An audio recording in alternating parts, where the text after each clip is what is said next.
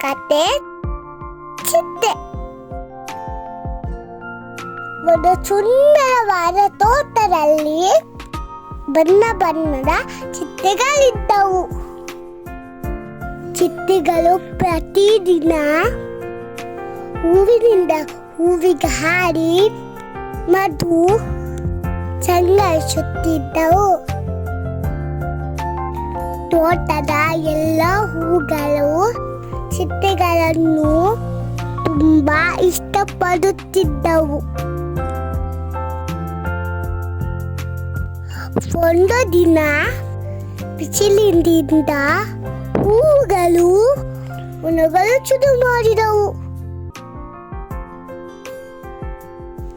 ಚಿಟ್ಟೆಗಳಿಗೆ ತುಂಬಾ ಬೇಸರ ಆಯಿತು.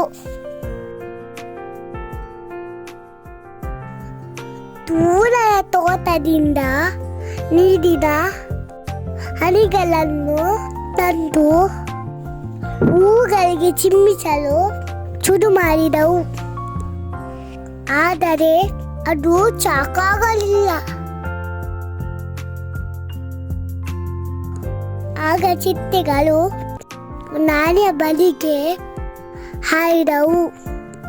ಆನೆಯನ್ನ, ದಯವಿಟ್ಟು ಹೂಗಳಿಗೆ ನೀರು ಕೊಡಲು ಸಹಾಯ ಮಾಡಿ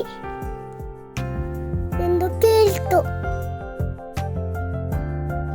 ಒಳ್ಳೆಯ ಮನಸ್ಸಿನ ಆನೆ ನದಿಯಿಂದ ತನ್ನ ಚೊಂಡಿಲಲ್ಲಿ ನೀರು ತಂದು ಹೂಗಳಿಗೆ ಚಿಮ್ಮಿಸಿತು.